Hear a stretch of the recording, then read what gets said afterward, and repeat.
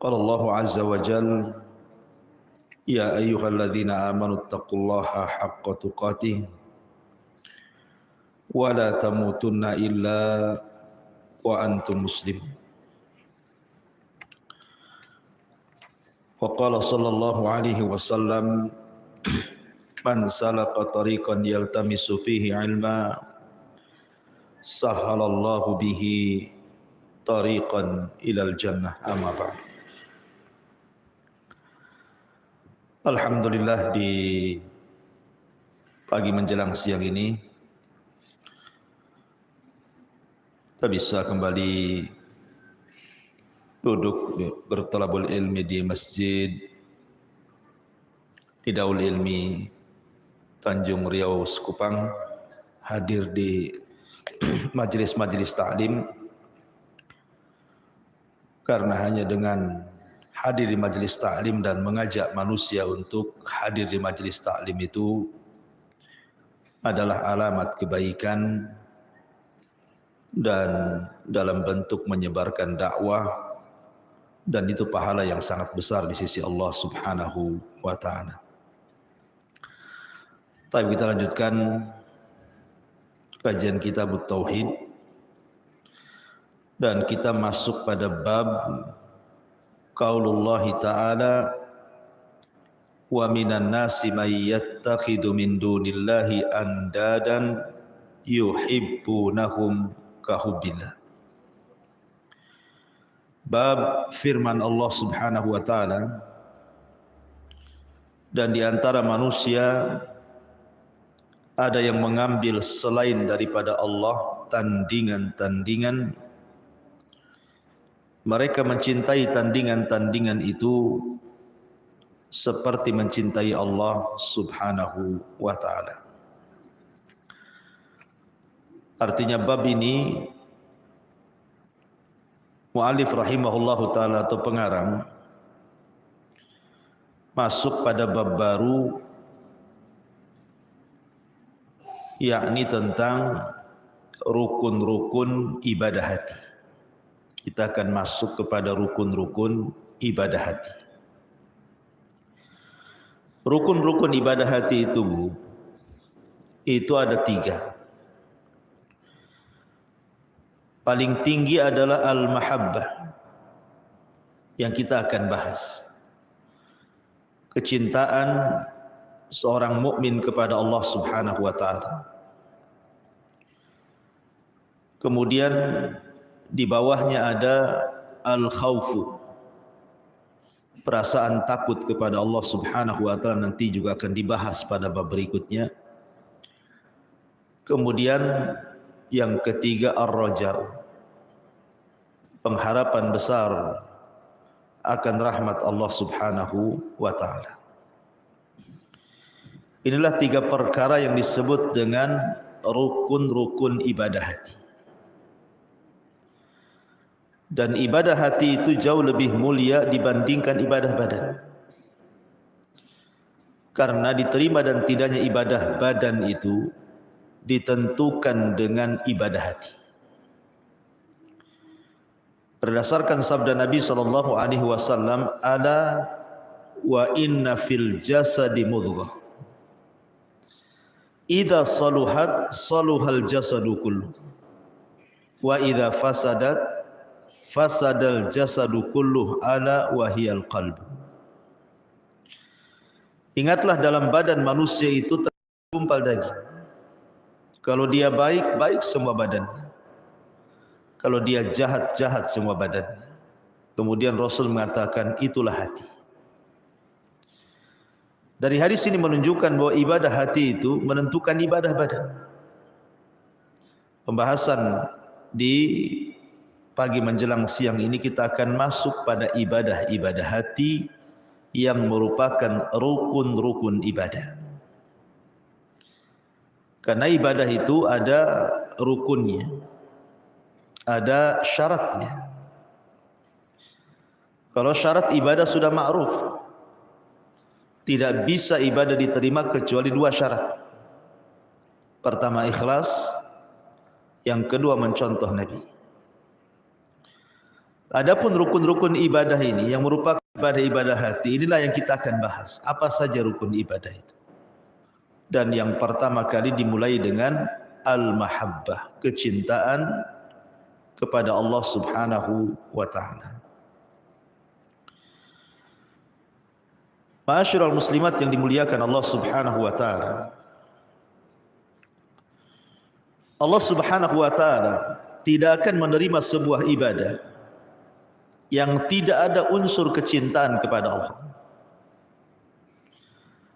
Apalagi kemudian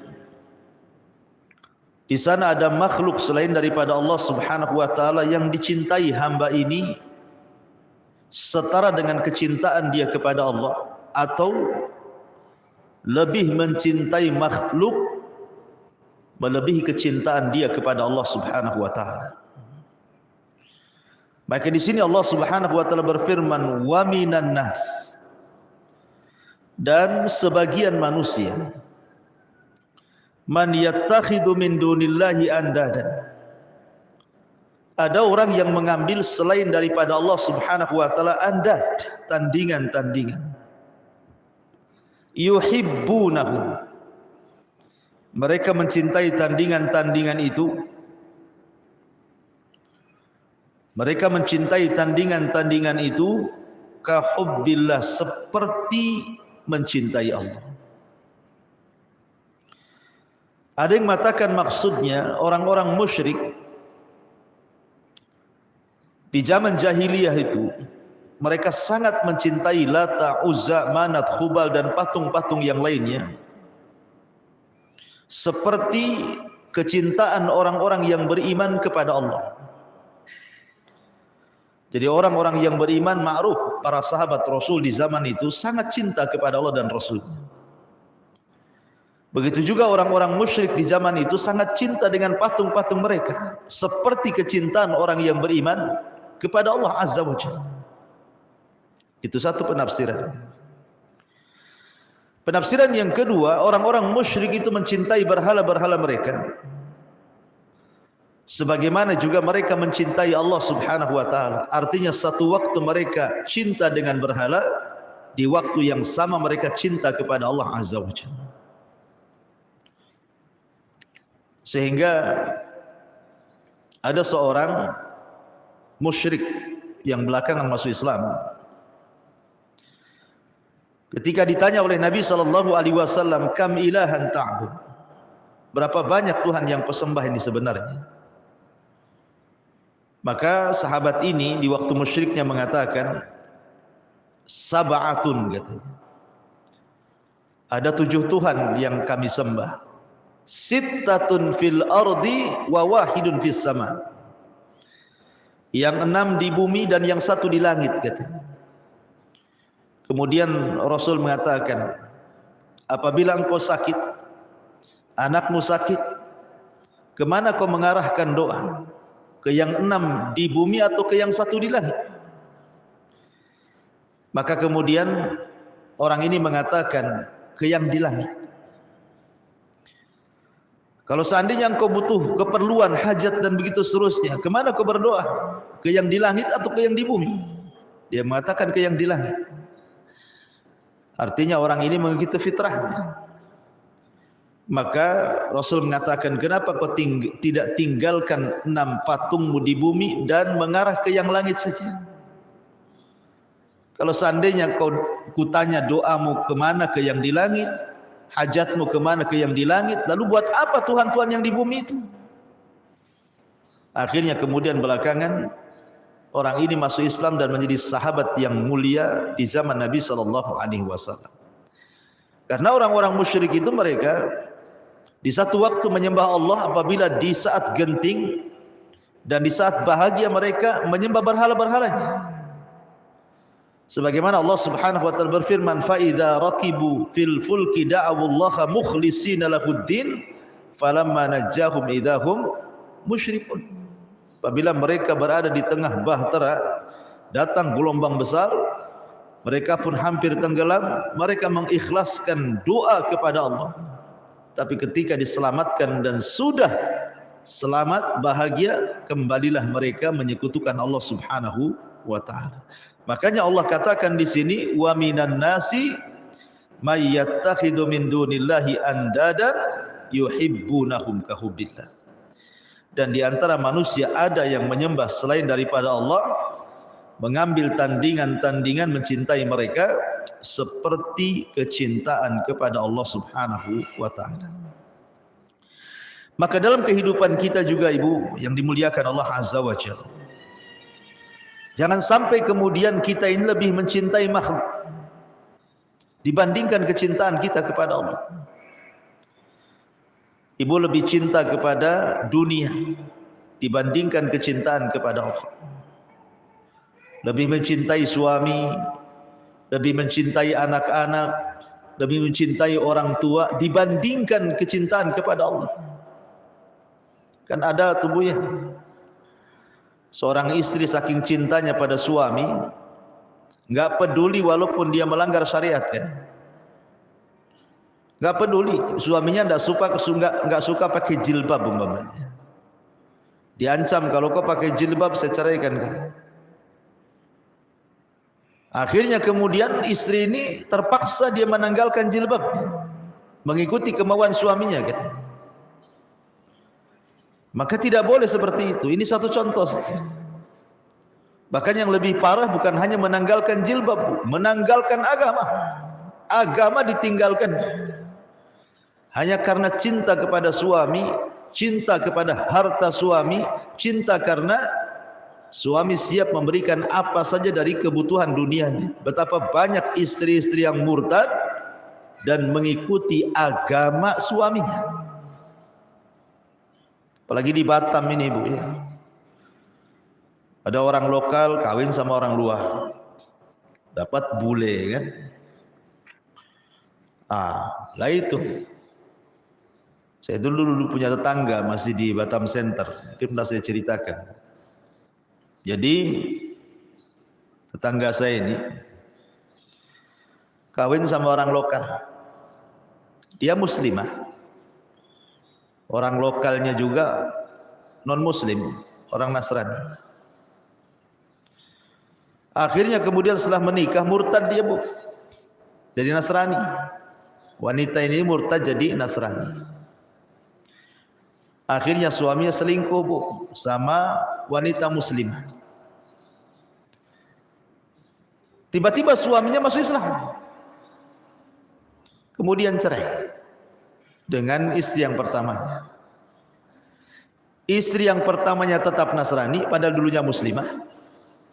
Yang suaminya yang ngajak istri pertamanya masuk Nasrani karena kepincut dengan wanita yang muslimah, masuk Islam pula dia. Coba bayangkan, kehidupan ini kayak gini, tertukar-tukar agama. Ini fakta, bukan hoak. Begitulah ketika tidak tertanam perasaan cinta kepada Allah dan Rasulnya, bukan hanya menanggalkan jilbab saja, akidah agama bisa ditanggalkan. Naudzubillah.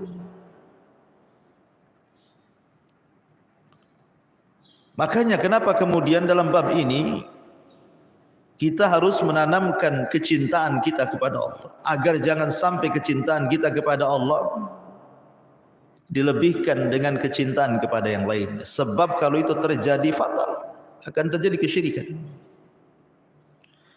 Lalu pertanyaannya, kenapa kita harus cinta Allah? Kita renungkan sedikit bu ya. Kenapa kita harus cinta kepada Allah Azza wa Jalla? Allah Subhanahu wa taala sudah menciptakan kita ini fi ahsani taqwim, dalam bentuk yang sebaik-baiknya. Tidak ada makhluk sebaik ciptaan Allah kepada manusia. Kita tidak diciptakan seperti binatang yang tidak punya akal. Kita tidak seperti syaitan yang dilebihkan kejahatannya dibandingkan kebaikannya. Tapi Allah Subhanahu wa taala ciptakan kita ini sebaik-baik bentuk. Fisiknya ya indah melebihi semua makhluk. Kemudian juga Allah berikan akal berfikir. Itulah kenapa kita cinta dengan Allah. Kenapa kita cinta kepada Allah Subhanahu wa taala? ketika kita masih di perut bayi ibu kita, Allah berikan rizkinya kepada kita 9 bulan. Siapa kasih makan? Allah Subhanahu wa ta'ala. Kemudian ketika terlahir ke bumi, Allah Subhanahu wa ta'ala berikan pandangan, berikan penglihatan, berikan akal pikiran sampai kemudian besar. Sampai akhirnya dengan akal dan pemikiran itu dia menjadi cerdas. Sebagian mereka ada yang berprofesi menjadi dokter, dosen, pilot, tentara, menteri dan begitu seterusnya. Itu semua pemberian Allah Subhanahu wa ta'ala. Allah Subhanahu wa ta'ala sayang kepada kita melebihi kemurkaannya. Makanya kita cinta dengan Allah. Seandainya Allah Subhanahu wa ta'ala melebihkan kemurkaannya dibandingkan rahmatnya, boleh jadi setiap manusia yang berbuat maksiat langsung diazab. Tidak ada manusia yang selamat di permukaan bumi kalau seperti itu. Tapi karena Allah Subhanahu wa ta'ala rahmatnya jauh lebih luas dibandingkan murkanya, makanya kalaupun di antara kita ada yang bermaksiat kepada Allah Azza wa Jalla, Allah masih menunggu taubatnya. Allah masih memberikan kesempatan, akan diberikan rahmat kepadanya. Itulah kenapa kita cinta dengan Allah. Allah sayang dengan kita. Ma'asyiral muslimat yang dimuliakan Allah Subhanahu wa ta'ala. Dan kalau Allah Subhanahu wa ta'ala sudah cinta dengan kita karena kecintaan kita kepada Allah, maka kehidupan kita akan senang. Saya contohkan satu hadis. Nabi SAW pernah mengatakan, apabila seseorang itu dicintai oleh Allah Subhanahu wa ta'ala, innallaha idza ahabba 'abdan nadahu Jibril. Allah Subhanahu wa ta'ala kalau cinta sama kita, hambanya, maka Allah akan panggil malaikat Jibril. Kemudian Allah akan berfirman kepada Jibril, ya Jibril, inni uhibbu fulana, aku cinta sama si fulan. Fahibbahu, kau harus cinta juga dengan dia. Maka Nabi mengatakan, maka Jibril pun cinta dengan hamba yang dicintai Allah Subhanahu wa ta'ala. Kemudian Jibril memanggil seluruh malaikat-malaikat Allah. Bayangkan berapa jumlah malaikat itu. La ya'lamu junuda rabbika illahu. Tidak ada yang tahu jumlah malaikat Allah itu kecuali Allah. Sebanyak itu malaikat dipanggil oleh Jibril. Kata Jibril, ya malaikat Allah, innallaha yuhibbu fulanan fahibbuh. Wahai malaikat-malaikat Allah dimanapun kalian berada, Allah cinta dengan si fulan, maka kalian harus cinta juga dengan si fulan. Kata Rasul, maka seluruh malaikat cinta kepada si fulan. Subhanallah. Siapa di antara kita, Bu, yang ingin nama kita disebut-sebut di hadapan Allah? Kemudian Allah menyebut-nyebut nama kita di hadapan para malaikat Allah. Kalau Allah Subhanahu wa ta'ala sudah cinta dengan kita, apapun yang kita hajatkan pasti dikabulkan.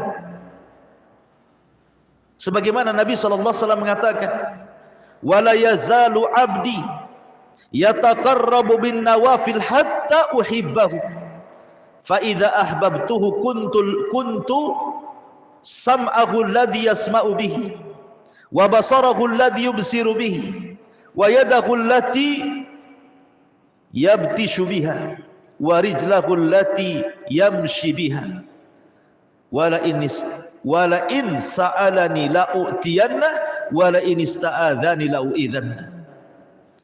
Kata Nabi SAW, apabila seseorang hamba terus melakukan hal-hal yang sunnah, maka Allah akan mencintai hamba itu. Apabila Allah Subhanahu wa ta'ala sudah mencintai hamba itu, apa yang terjadi? Kata Allah, aku akan jadi pendengaran yang ia mendengar dengannya. Aku akan menjadi penglihatan yang ia melihat dengannya. Aku akan jadi tangan dan kakinya yang ia bergerak dengannya. Dan kalau dia minta, ku kabulkan. Kalau dia minta perlindungan, ku lindungi dia. Subhanallah. Begitulah kecintaan Allah kepada kita. Kalau Allah cinta, Allah akan tanamkan kecintaan makhluk kepada kita. Dan kalau Allah Subhanahu wa taala cinta dengan kita, kata Nabi sallallahu alaihi wasallam, ista'malahu. Sahabat bertanya, apa ista'malahu ya Rasulullah? Kata Nabi SAW, yuhayyi lahu husnu khawatimi. Allah akan sediakan kepadanya akhir yang baik bagi kehidupannya. Jadi kalau Allah cinta dengan kita, Bu, Allah akan berikan terbaik untuk kehidupan kita dan akhir kehidupan kita. Ketika manusia lahir, yang tertawa dan yang menangis tentu akan berbeda. Si bayi ketika lahir tertawa, menangis. Tapi orang-orang di sekitarnya tidak ada yang menangis, tertawa. Itu saat kita dilahirkan, semua bahagia dan senang. Tapi saat kita diwafatkan, siapa yang tertawa, siapa yang menangis? Orang-orang yang dulu saat kita dilahirkan tertawa, rupanya saat kita diwafatkan semua menangis. Tetapi orang-orang yang beriman ketika dia meninggal, justru saat dilahirkan dia menangis, saat diwafatkan dia tertawa, di tengah-tengah orang menangis. Karena malaikat datang membisikkan di telinganya, alla takhafu wa la tahzanu wa abshiru bil jannati allati kuntum tu'adun. Jangan takut, jangan sedih. Sorga telah menantimu. Bagaimana tidak senyum? Bagaimana tidak bahagia ketika datang para malaikat-malaikat Allah yang cinta dengan kita karena kecintaan Allah kepada kita, kemudian membawa dari sorga kain kafan yang sangat lembut dengan wewangian yang sangat wangi, dengan membisikkan di telinganya, jangan takut, jangan sedih karena sorga sudah menantimu. Siapa yang tidak bahagia, Ibu? Pasti kita bahagia. Kemudian malaikat-malaikat yang mencintai kita mengangkat kita sampai ke langit pertama, ke langit kedua, ke langit ketiga, keempat, kelima, ketujuh, sampai diperjumpakan dengan Allah. Kemudian Allah katakan, letakkan catatannya sana di Iliyin, di tempat yang paling tinggi. Kembalikan ruh ke dalam jasadnya. Ketika ruh dalam jasadnya sudah menyatu, datang malaikat Munkar dan Nakir bertanya, siapa Rabb, siapa Nabi, apa agamamu? Karena dia sangat dicintai Allah. Malaikat-malaikat pun cinta dengan dia. Dia sanggup menjawab, Allah Tuhanku, Muhammad Nabiku, Islam agamaku. Dan Allah saking cintanya dengan hamba ini memanggil seorang penyeru dan mengatakan, al-sadaqa abdi, hambaku telah benar. Bentangkan kuburannya sejauh mata memandang, buka pintu sorga, hantarkan makanan, minuman, pakaian, hembusan angin sorga ke dalam kuburannya. Kemudian dikatakan kepada orang ini, nam naumatal arush. Subhanallah, tidurlah kamu seperti engkau tidur di malam pengantin. Ibu pernah merasakan berumah tangga bagaimana ibu tidur sebagai pengantin baru? Tentu tidak akan merasakan kelelahan, keletihan, yang ada bahagia dan bahagia. Coba bayangkan, siapa yang bisa tahan orang berada di kuburan dengan hawa panas yang menyengat luar biasa? Tiba-tiba orang yang Allah cintai dan malaikat cintai ini dikatakan kepadanya, nam naumatal arus, tidurlah seperti pengantin baru. Maka dia akan tertidur, Bu. Tidak sadar rupanya kiamat sudah dibangkitkan. Dan dia mengatakan kepada Allah, ya Rabb, aqimis sa'ah, ya Rabb, bangkitkan kiamat, bangkitkan kiamat, supaya aku bisa kembali ke istanaku dan kembali kepada keluarga. Begitulah Allah kalau cinta dengan hambanya. Begitulah kalau Allah cinta dengan hambanya. Semua malaikat cinta dengan dia. Ketika dibangkitkan, ketika manusia kemudian lari ke sana kemari, orang-orang yang dicintai Allah Subhanahu wa taala mendapatkan naungan dari Allah. Sab'atun yudhilluhumullahu fi dhillihi yauma la dhilla illa dhilluh. Ada 7 kelompok yang akan mendapatkan naungan arsy di saat tidak ada naungan kecuali naungan Allah. Ketika matahari dekatkan 1 mil, keringat bercucuran, manusia berteriak-teriak kepanasan, orang ini kedinginan karena mendapatkan naungan arsy. Karena mereka orang-orang yang dicintai Allah dan dicintai malaikat-malaikat Allah Subhanahu wa taala. Kemudian mereka tidak terasa ketika manusia dihisab 50.000 tahun, seolah-olah dia dihisab antara zuhur ke asar saja. Tahu-tahu sudah selesai dan dia sudah diarahkan ke surga. Begitulah kalau Allah mencintai hambanya. Tetapi syaratnya, hendaklah kita mencintai Allah Subhanahu wa taala. Bagaimana caranya mencintai Allah itu? Yang pertama, ikuti sunnah Nabi SAW. Kalau ibu mengikuti sunnah Rasul, mencontoh Rasul, maka itu tanda ibu cinta dengan Allah. Tapi kalau ibu benci dengan sunnah Rasul, tidak suka sunnah Rasul, atau tidak suka orang yang menjalankan sunnah Rasul, berarti Allah tidak akan cinta dengan ibu. Mana dalilnya? Allah Subhanahu wa taala berfirman, "Qul in kuntum tuhibbunallaha fattabi'uni yuhibbukumullah." Katakan ya Muhammad kepada umatmu, kalau kalian cinta dengan Allah, ikuti aku, ikuti sunnahku, ikuti petunjukku, niscaya Allah cinta kepada dia. Jadi syarat mendapatkan kecintaan Allah itu ikuti sunnah Nabi. Ikuti sunnah Nabi SAW. Sekecil apapun sunnah, ikuti. Sekemampuan kita tentunya. Yang bisa kita lakukan, lakukan. Kemudian yang kedua, orang yang dicintai Allah Subhanahu wa taala adalah orang yang punya akhlak, terutama tawadhu. Karena Allah tidak suka orang-orang yang sombong, dan Allah suka dengan orang-orang yang tawadhu, rendah diri. Jangan menyombongkan di hadapan Allah seperti menyombongkan Namrud, Firaun, Qarun dengan kekayaannya di hadapan Allah Azza wa Jalla. Dan itu terjadi.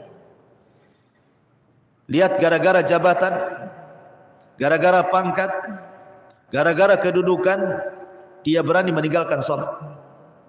Hanya gara-gara nggak dapat rapat kabinet, rapat apa gitu kan. Rela dia meninggalkan sholat, padahal muslim. Padahal mungkin dulu sebelum menjabat, sebelum mendapatkan kedudukan, dia masih bisa lah sholat. Tapi ketika sudah ada jabatan, hilang pula sholat pada dia. Mementingkan rapatnya dibandingkan sholatnya. Padahal rapat itu kan terkadang untuk menyelesaikan sebuah permasalahan.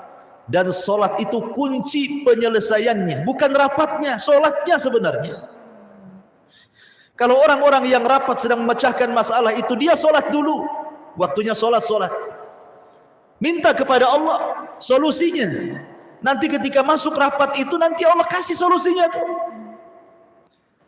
Sebab kalau seandainya menyelesaikan permasalahan, apalagi permasalahan besar, kalau Allah tidak ikut campur tangan dalam masalah itu, mungkinkah masalahnya akan terurai? Tidak mungkin, mustahil. Tapi kalau Allah ikut campur menyelesaikan masalah dalam rapat itu, masalah besar pasti Allah uraikan, pasti Allah carikan jalan keluarnya. Tapi kalau mereka menjauh dari Allah dengan cara menjauh daripada solat, mementingkan rapatnya, sombong dia, seolah-olah dia bisa menyelesaikan masalah tanpa Allah Subhanahu wa taala. Qarun, Namrud, Firaun, seperti itu. Allah tidak suka dengan orang-orang yang sombong. Allah suka dengan orang-orang tawadhu, orang-orang yang rendah diri. Tidak menyombongkan dengan kekayaannya. Waktu miskin, Masya Allah, datang ke pengajian, rajin sholat, rajin ibadah. Sudah kaya, bisnis banyak, sibuk dia mencari harta, lupa juga dia ibadah kepada Allah. Sombong dengan hartanya. Dia tidak paham bahwa harta itu pemberian dari Allah yang harus dihadapi dengan syukur, bukan dengan kufur. Jadi yang kedua, tawadhu. Kemudian yang ketiga, tanamkan di hati kita ini loyalitas yang kuat kepada wali-wali Allah. Cintai para ulama. Cintai orang-orang yang beriman. Cintai orang-orang yang seakidah dengan kita. Hargai mereka. Dan itu disebut dengan al-wala wal bara' namanya.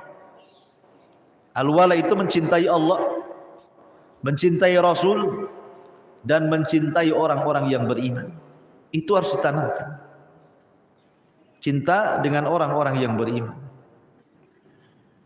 Kemudian juga di antara bentuk kecintaan kita kepada Allah Subhanahu wa taala adalah dengan memperbanyak zikir. Karena menyebut-nyebut itu tanda cinta, Bu ya. Ibu kalau cinta suami kan yang disebut suami saja. Maka kalau cinta kita kepada Allah Subhanahu wa taala, maka sebut-sebut namanya, sebut-sebut asmaul husna, nama-nama Allah yang baik, Ar-Rahman, Ar-Rahim, Al-Malik, Al-Qudus, dan begitu seterusnya. Karena alamatul hub, tanda daripada tanda cinta itu ketika memperbanyak menyebut nama Allah Subhanahu wa ta'ala, dan begitu seterusnya. Baik, kemudian hadis dalil yang kedua, mu'alif rahimahullah ta'ala mencantumkan firman Allah Subhanahu wa ta'ala, Qul in kana aba'ukum wa abna'ukum wa ikhwanukum wa azwajukum wa ashiratukum wa amwalun iftaraftumuha wa tijaratun tahshawna kasadaha wa masakinu tardawnaha ahabbu ilaikum minallahi wa rasulih wa jihadin fi sabilihi fatarabbasu hatta ya'tiyallahu bi amri. Katakan ya Muhammad kepada umatmu, kalau bapak-bapak kalian, anak-anak kalian, saudara-saudara kalian, pasangan-pasangan kalian, keluarga kalian, harta yang kalian cari, perniagaan yang kalian sibukkan, tempat tinggal yang kalian sukai, lebih dicintai dibandingkan Allah dan Rasulnya, dan jihad di jalannya, maka tunggulah sampai Allah datangkan perkaranya. Ma'asyiral muslimat yang dimuliakan Allah Subhanahu wa ta'ala, ayat ini ada yang mengatakan sebab turunnya adalah ketika ada seruan jihad di zaman Nabi sallallahu alaihi wasallam. Ada seruan jihad. Tapi kemudian banyak orang-orang yang tidak mau terlibat jihad karena sibuk dengan pertanian mereka. Seperti umpamanya di zaman Rasul ada seorang sahabat namanya Ka'ab bin Malik, tidak ikut dalam perang Tabuk. Karena ketika terjadi perang Tabuk itu, Bu, itu kurma lagi panen-panennya. Sementara sebelumnya sudah terjadi paceklik yang berkepanjangan. Tiba-tiba kemudian hilang paceklik, datang hujan, kemudian mulai tumbuh lagi, kemudian kurmanya berbuah dan siap panen. Tiba-tiba ada seruan jihad. Ketika orang Madinah itu sedang manen-manen kurma, ada seruan jihad. Tentu, Bu, ini harus ada pilihan kan. Tetap di kebun kurma, menikmati kurma dengan panennya, ataukah ikut bersama Nabi SAW jihad. Diuji ini sahabat ini, cinta jihad bersama Allah dan Rasulnya, ataukah cinta pohon kurmanya karena lagi panen-panennya, panen rayanya. Rupanya ada sebagian sahabat yang diuji oleh Allah, rupanya malas jihad, kemudian sibuk dengan panen kurmanya. Dari sini turun ayat ini. Katakan ya Muhammad kepada mereka, jika bapak kalian, anak kalian, saudara kalian, pasangan kalian, keluarga kalian, harta yang kalian cari, perniagaan yang kalian sibukkan dengannya, tempat-tempat yang kalian sukai, kalian lebih cinta dibandingkan Allah dan Rasulnya dan jihad, tunggulah sampai Allah datangkan keputusannya. Jadi ayat ini menunjukkan bahwa tidak boleh mencintai selain daripada Allah ketika dihadapkan kepadanya kecintaan kepada Allah.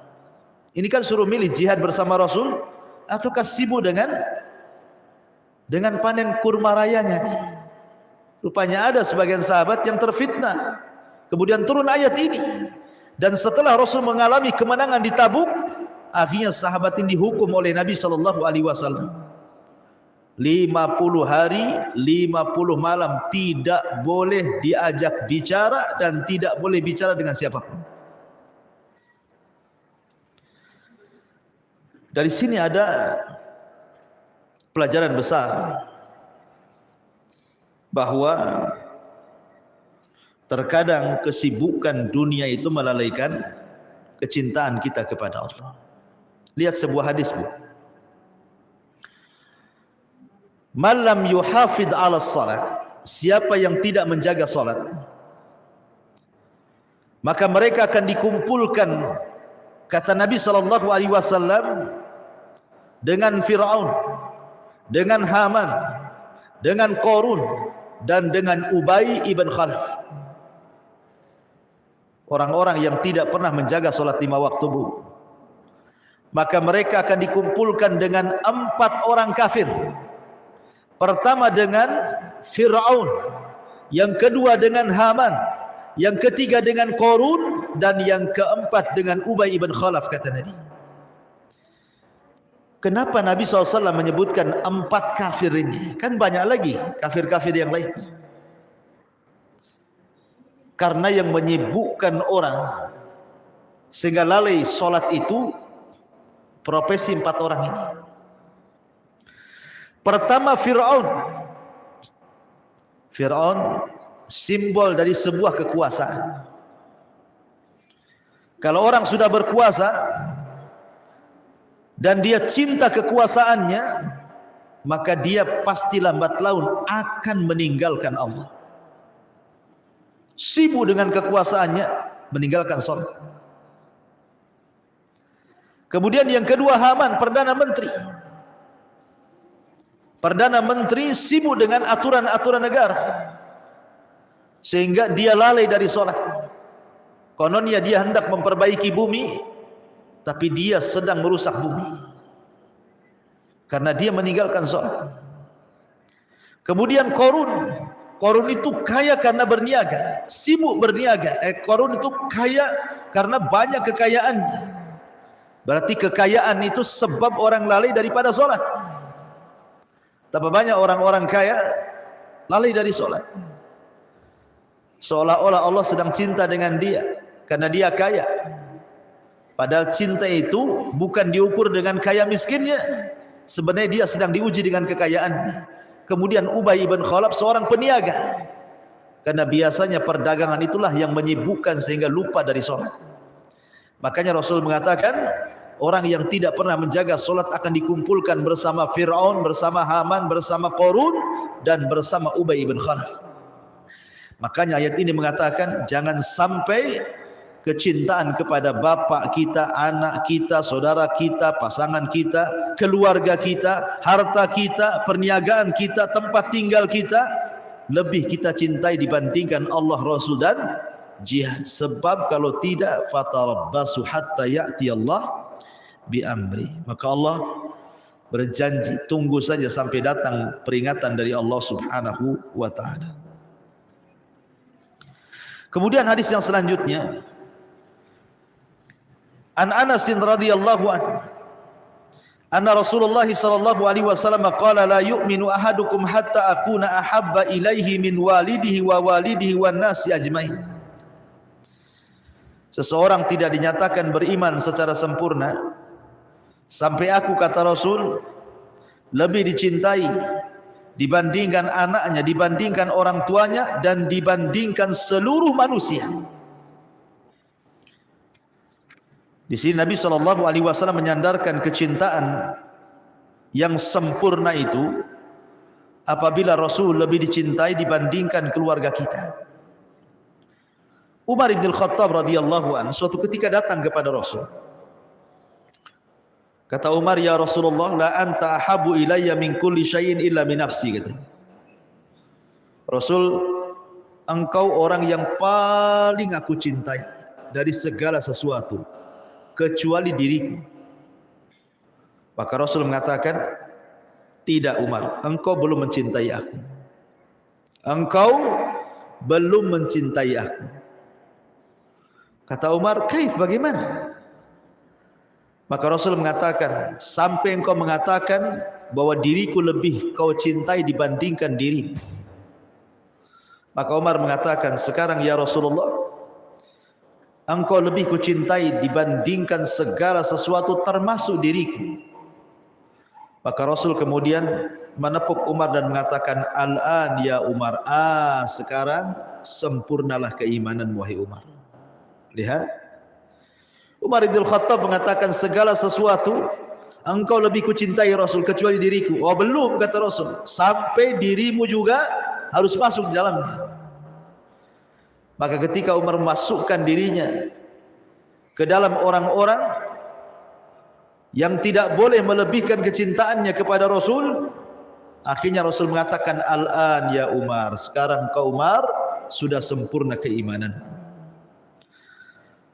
Lihat para sahabat Nabi, saking cintanya kepada Rasul itu. Sampai-sampai Urwah pernah bercerita,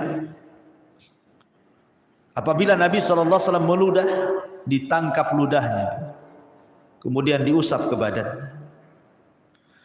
Apabila Nabi SAW cukur rambut, rambutnya rebutan disimpan untuk dijadikan tabaruk. Apabila Nabi SAW berwudu, bekas wudunya itu semua sahabat mau mengambilnya, hatta kadu an yaqtatil, sampai mereka mau perang, mau ngambil bekas wudunya Nabi itu. Kalau Nabi ngomong nggak ada orang yang berani menatap Nabi, semua tertunduk. Kalau Rasulullah SAW bicara, tidak ada satupun orang yang berani bicara. Begitulah sahabat di hadapan Nabi. Sampai-sampai ada seorang sahabat namanya Thabit ibn Qais al-Mushammas, juru bicara Nabi. Ketika turun ayat la tarfa'u aswatakum fawqa sautin Nabi, jangan kau angkat suaramu di atas suara Nabimu. Thabit ini merasa suaranya lebih lantang dibandingkan suara Nabi. Dikiranya ayat itu turun kepadanya. Akhirnya dia pulang ngurung diri, enggak mau keluar rumah. Sampai Rasul kehilangan di majelisnya, aina Thabit, di mana Thabit? Kok tidak ada beberapa hari ini? Orang-orang mengatakan Thabit sedang ngurung diri wahai Rasul.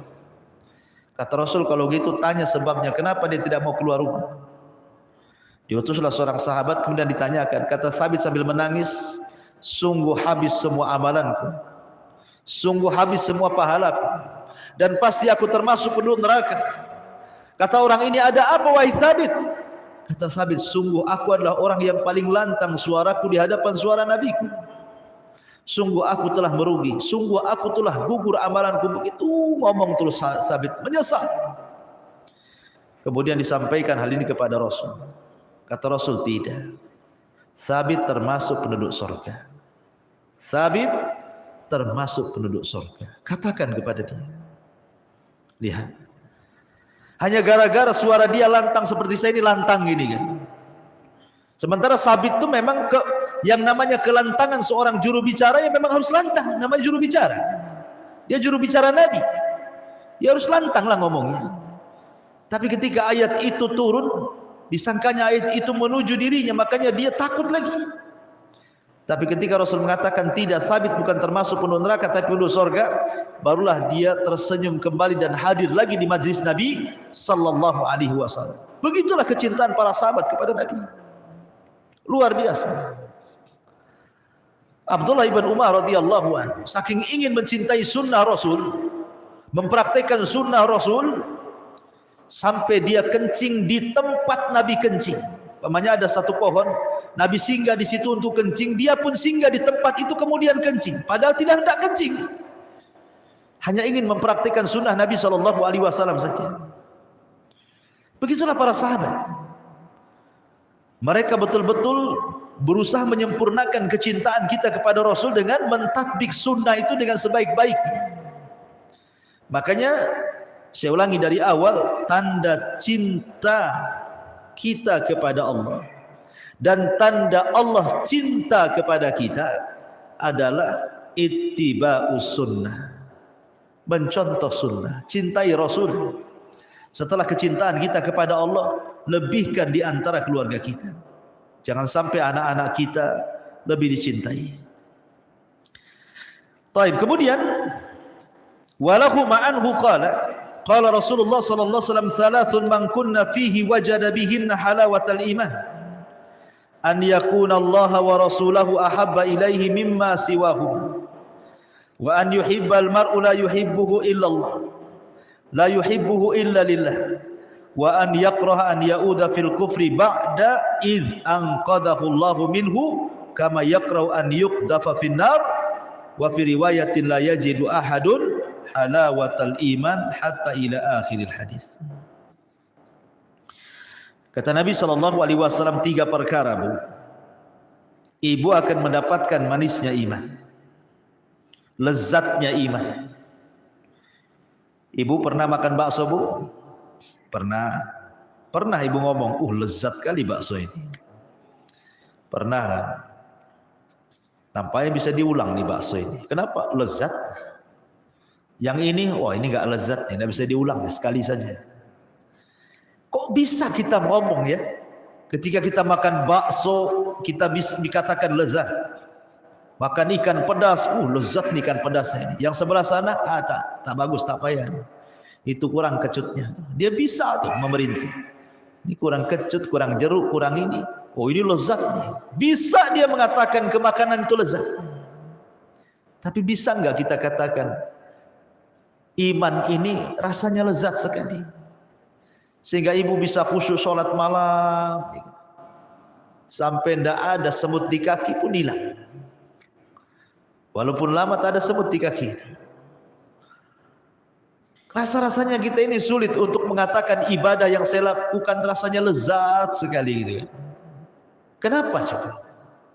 Kenapa kita tidak bisa mengatakan bahwa sholat yang saya lakukan ini lezat sekali? Sebagaimana saya katakan bakso ini lezat sekali. Kenapa? Karena kelezatan iman itu belum ada di hati kita. Di sini Nabi SAW mengatakan 3 perkara Anda akan mendapatkan kelezatan iman, manisnya iman, sedapnya iman. Yang pertama, an yakuna Allah wa rasuluh, an yakuna Allah wa rasuluhu ahabba ilaihi mimma siwahu. Kalau dia jadikan Allah dan Rasulnya lebih dicintai dibandingkan selain keduanya. Kalau Allah di hati kita, Muhammad sallallahu alaihi wasallam di hati kita, yang lain itu lewat saja, itu mantap. Saya contohkan. Hasan Al-Basri rahimahullahu ta'ala ketika ditanya tentang makna zuhud, ya Imam, mas zuhud, apa zuhud itu sebenarnya? Maka Hasan Al-Basri rahimahullahu ta'ala mengatakan, zuhud itu engkau meletakkan harta di tanganmu dan tidak dimasukkan ke dalam hati. Dari pengertian Hasan Al-Basri tentang zuhud ini, bahwa zuhud tidak mesti harus miskin. Zuhud itu tidak mesti harus kere. Zuhud itu tidak mesti harus fakir. Zuhud tidak harus robek-robek pakaiannya. Zuhud tidak harus makan kerak nasi. Zuhud tidak harus compang-camping penampilannya. Orang kaya pun bisa zuhud. Orang kaya pun bisa zuhud, karena pengertian zuhud itu meletakkan harta di tangan dan tidak meletakkan harta di hati. Kenapa? Karena hatinya hanya untuk Allah saja, tidak mau dikotori dengan dunia. Sehingga ketika orang itu meletakkan harta di tangan dan tidak sampai ke hati, artinya bahwa harta itu hanya perpindahan tangan saja. Kalau harta datang ke tangan, tidak terlalu senang. Kalau harta lepas dari tangan pun tidak terlalu sedih. Kenapa? Karena tidak diletakkan sama ibu di hatimu. Tapi kalau harta diletakkan di hati, datang harta, bahagianya luar biasa. Hilang harta, sedihnya pun luar biasa. Tapi kalau seandainya harta itu di tangan, hanya berpindah saja kan. Kadang-kadang di tangan kita, kadang-kadang tidak di tangan kita. Ya tidak masalah lah, itu kan bukan harta kita, harta Allah. Makanya Sufyan Ats-Tsauri, seorang alim besar, ulama dunia, tapi di satu sisi dia kaya sekali. Dan dia imamnya orang-orang zuhud. Dikatakan kepada Sufyan Ats-Tsauri, ya Sufyan, anta imamuz zahidin, engkau ini imamnya orang-orang yang belajar zuhud. Tapi anta maksudnya kau kaya-kaya, gimana kau bisa zuhud dengan kekayaanmu? Kata Hasan Al-Basri, dia mengatakan, kata Sufyan Ats-Tsauri rahimahullah tadi mengatakan apa? Likai la atamandalu 'alal muluk. Kenapa saya harus kaya, kata Sufyan Ats-Tsauri? Supaya kita tidak mengelap kakinya para raja dengan serbet, katanya. Artinya supaya saya tidak menjilat para penguasa, harus mencari harta kepada penguasa. Ketika saya kaya, saya tidak berhajat kepada penguasa. Saya ngomong apa saja terserah saya. Saya mau nyampaikan yang hak, saya tidak takut dengan penguasa, karena saya tidak diberi makan penguasa. Kenapa saya kaya gitu? Supaya saya tidak ngemis-ngemis kepada para penguasa, tidak menjilat penguasa. Saya bebas ngomong apa saja gitu maksudnya. Itulah kata Sufyan Ats-Tsauri. Itulah hakikat zuhud. Tidak mesti harus miskin zuhud itu. Yang jelas zuhud itu letakkan kekayaan di tangan, jangan letakkan kekayaan di hati. Hati ini milik Allah. Sehingga kalau seandainya datang harta, ya tidak terlalu bahagia sangat. Ketika hilang harta, tidak terlalu sedih sangat. Sekarang praktekan Bu, kalau ibu jatuh dompet di jalan, kira-kira rasanya kayak kiamat kecil atau kiamat besar Bu? Kalau rasa kiamat besar Bu, berarti ibu belum zuhud tuh. Wah, bingung dia. Udah kayak kiamat besar, kayak hilang rumahnya, padahal dompet saja itu. Ya Ustaz, isinya 1 miliar itu di ATM itu gitu. Jadi masyarul muslimin yang dimuliakan Allah Azza wa Jalla, mau 1 miliar, mau 2 miliar Bu, kalau kekayaan itu di tangan tidak sampai di hati, itu hanya berpindah saja dari tangan ke tangan. Tidak kepengaruh hati itu. Karena orang yang zuhud itu orang yang paling tinggi tawakalnya dan takdir, keimanannya kepada takdir. Jadi kalau datang nikmat ya tidak terlampau bahagia, kalau datang musibah ya tidak terlampau sedih. Kenapa? Karena hati tidak berubah. Orang zuhud itu tidak akan berubah hatinya. Mau dipuji ya sama saja seperti itu hatinya. Mau dicela juga tidak terpengaruh dengan hatinya. Karena kalau dipuji, hatinya besar, hidungnya membengkak. Kalau dicela, hidungnya makin kecil, hatinya mengecil gitu kan. Berarti ibu belum zuhud tuh. Karena hatinya masih bisa berubah dengan pujian dan celaan. Hati orang mulia itu tidak berubah. Mau dipuji ya seperti itu, mau dicela seperti itu. Jadikan pujian dan celaan sama saja. Ibu jadi orang zuhud. Itulah yang disebutkan an yakunallahu wa rasuluhu ahabba ilaihi mimma siwahu. Pokoknya tanamkan dalam hati kecintaan kepada Rasulnya, adapun yang lainnya lewat. Baru akan merasakan manisnya iman. Yang kedua, wa an yuhibbal mar'u la yuhibbuhu illa lillah. Wa an yuhibbal mar'a la yuhibbuhu illa lillah. Di mana dia mencintai seseorang. Wa an yuhibbal mar'a, mencintai seseorang, la yuhibbuhu illa lillah. Dia mencintai seseorang itu tidak lain dan bukan karena Allah. Dulu Rasul bercerita Bu, ada orang safar, jauh sekali safarnya, hanya ingin berjumpa kawannya, bukan karena urusan dunia, bukan karena urusan bisnis, bukan karena urusan nagih hutang, bukan karena urusan macam-macam, murni karena kecintaan dia kepada kawannya, ingin silaturahim. Maka Allah utus malaikat untuk mengikuti di belakangnya. Setelah si kawan ini jauh-jauh berjalan dari kampungnya, tiba-tiba malaikat mendahului dia dan menjelma manusia, kemudian bertanya, Mau kemana wahai fulan? Kau pergi jauh-jauh. Maka si fulan mengatakan, ila baladi fulan, saya hendak menuju ke negeri si fulan bin fulan. Kemudian malaikat yang menjelma manusia ini mengatakan, apakah ada niat masalah dunia? Berniaga, ada keuntungan dunia di situ? Kau pergi ke sana? Kata orang ini, tidak ada. Lillah, karena Allah.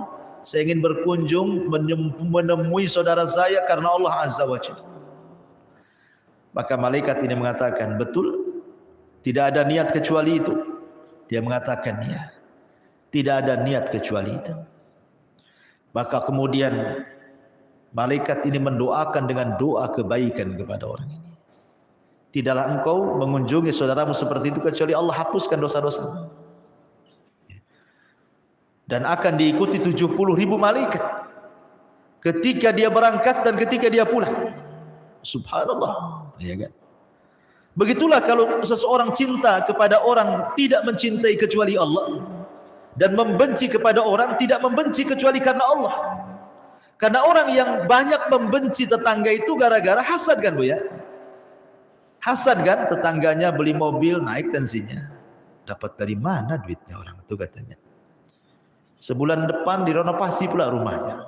Makin tinggi itu tensinya. Dapat lagi duitnya. Kemudian sebulan lagi istrinya kalungnya banyak Bu. Lehernya kuning, semua kuning. Baju-bajunya kuning. Makin tensi naik. Jangan-jangan punya tuyul pula dia katanya. Masa dalam setahun bisa beli mobil? Ngapain ibu sakit hati sama orang? Nggak ada urusan ibu dengan dia. Makanya jangan pernah melihat tetangga ke atas itu, lihat tetangga ke bawah. Kalau samping tetangga yang sebelah kanan kaya Bu, yang sebelah kiri lebih miskin, pandang yang lebih miskin itu. Jadi ibu akan lebih bersyukur. Jangan pandang pula yang tinggi-tinggi rumahnya ya. Lihat ke, umpamanya depan ada ruli, lihat ke ruli sana. Supaya lebih bersyukur Bu. Itulah kenapa kita harus mencintai dan juga membenci karena Allah gitu maksudnya ya. Kalau membenci dan cinta karena manusia, sakit hati Bu. Pasti sakit hati. Cinta itu ada batasnya. Makanya kenapa Rasul mengatakan cintai seseorang sekedarnya. Karena suatu ketika dia akan kita benci. Bencilah Allah sekedarnya. Karena bencilah manusia sekedarnya. Karena mungkin suatu ketika kita cinta dengan dia. Kalau kita cinta mati dengan dia sekali kemudian kita benci, susah Bu. Sakitnya tuh di sini Bu, sampai menusuk ke dada. Ya. Begitu juga orang benci, terkadang kita benci sangat sama dia, dia pula butuh sama kita atau kita butuh sama dia kan. Makanya cintai seseorang, dia tidak mencintai kecuali karena Allah. Yang ketiga, wa an yakraha an yauda fil kufri ba'da idh anqadahu Allahu minhu kama yakrah an yuqdafa finnar. Hendaklah dia benci kembali kepada kekufuran setelah Allah selamatkan, sebagaimana dia benci dimasukkan ke neraka. Ibu kalau sudah dapat hidayah sunnah, harusnya ditanamkan kebencian kepada lawannya. Ya Allah, jangan sampai saya seperti dulu gak kenal sunnah. Jangan sampai. Ini ibu sudah dapat hidayah, pertahankan Bu hidayah itu.